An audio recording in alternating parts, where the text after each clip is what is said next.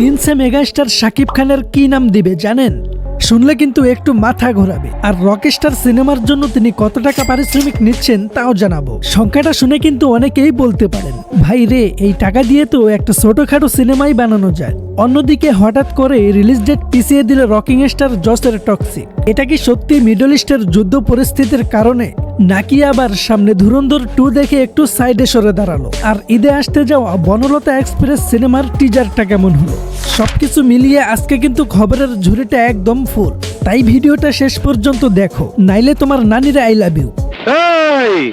বুঝছি, তোমার মরণের চুলকানি উঠছে। ভিডিও শুরু করার আগে একটা লাইক মেরে দিন আর চ্যানেলটা সাবস্ক্রাইব করে ফেলুন, কারণ লাইক দিলে ইউটিউব ভাবে এই ভিডিওটা মানুষ পছন্দ করছে, আর ইউটিউব খুশি মানে আমরা খুশি। তো চলুন শুরু করা যাক আজকের ভিডিও। প্রথমেই আসি রকিং স্টার জসের বহুল প্রতীক্ষিত সিনেমা টক্সিকের আপডেটে। হঠাৎ করেই ঘোষণা এলো সিনেমাটার রিলিজ ডেট পিছিয়ে দেওয়া হয়েছে। অফিসিয়ালি বলা হচ্ছে মিডল ইস্টের যুদ্ধ পরিস্থিতির কারণে আন্তর্জাতিক মার্কেটে সিনেমাটা ঠিকভাবে চলবে না, তাই এই সিদ্ধান্ত। কিন্তু দর্শকরা তো আর এত সহজেই চুপ করে বসে থাকে না। ঠিক বলেছো। অনেকেই বলছেন, ভাই আসলে গল্পটা নাকি একটু অন্যরকম, কারণ নর্থ আমেরিকায় ইতিমধ্যেই টক্সিকের অ্যাডভান্স বুকিং শুরু হয়েছিল, কিন্তু বুকিং দেখে নাকি প্রযোজকদের মুখ একটু লম্বা হয়ে গেছে। অন্যদিকে একই সময়ে রিলিজ হতে যাচ্ছে ধুরন্ধর 2, তাই অনেকেরই ধারণা বক্স অফিসে বড় ধাক্কা খাওয়ার আগেই একটু সেফ গেম খেলতেই টক্সিক পিছিয়ে গেছে। মানে এখন অবস্থাটা এমন যে আগে নিজেকে বাঁচাও, পরেই যুদ্ধ করো। এখন টক্সিক সরে যাওয়ায় 19 মার্চ একদম সলো রিলিজ পাচ্ছে ধুরন্ধর 2। ভারতে প্রায় 6000-এর বেশি স্ক্রিনে আর ওয়ার্ল্ড ওয়াইড প্রায় 9000 স্ক্রিনে রিলিজের পরিকল্পনা করা হচ্ছে। ট্রেড অ্যানালিস্টরা বলছে প্রথম দিনেই হিন্দি বেল্ট থেকে 60 থেকে 70 কোটি রুপি আয় করতে পারে সিনেমাটা, আর ওয়ার্ল্ড ওয়াইড ওপেনিং হতে পারে 130 থেকে 160 কোটি রুপি। সবকিছুই ঠিক থাকলে প্রথম সপ্তাহে 600 কোটি ছুঁয়ে ফেলতে পারে, মানে শুরুতেই বক্স অফিসে ধুমধারাক্কা। এক কথায় এন্ট্রি যদি এমন হয় তাহলে সামনে কি হবে আল্লাহই জানে।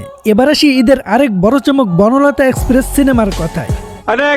দুদিন আগে রিলিজ হয়েছে সিনেমাটার ফার্স্ট লুক টিজার। এক লাইনে বললে ফ্রেশ, মজার আর একদম ফিল গুড ভাইব। তানিম নূরের এই সিনেমায় অভিনয় করেছেন শরীফুল রাজ, চঞ্চল চৌধুরী, মোশাররফ করিম, সাবিলা নূর, ইন্তেখাব দিনার সহ অনেক অভিনেতা। টিজার দেখেই মনে হচ্ছে এটা হতে যাচ্ছে একদম পারফেক্ট ফ্যামিলি এন্টারটেনমেন্ট। মূল গল্পটা আবর্তিত হবে একটা ট্রেন জার্নিকে ঘিরে, মানে ট্রেনের ভেতরেই ঘটবে নানান ঘটনা, নানান চরিত্র আর নানান গল্প। সবকিছুই চিন্তা করে অনেকে বলছে ঈদের ডার্ক হর্স হতে যাচ্ছে বনলতা এক্সপ্রেস, মানে হঠাৎ করেই সবাইকে চমকে দিতে পারে। এবার আসি ঢালিউডের মেগাস্টার শাকিব খানের আপডেটে। দর্শকদের আগ্রহের তালিকায় এখন শীর্ষে রয়েছে তার আসন্ন সিনেমা প্রিন্স।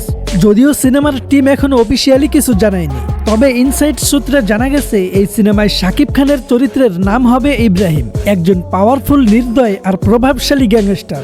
নাম শুনেই বোঝা যাচ্ছে কেসটা কিন্তু একদম সিরিয়াস।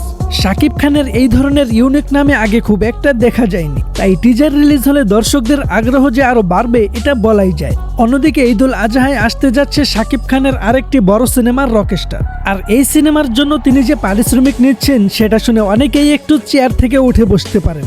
তাই নাকি?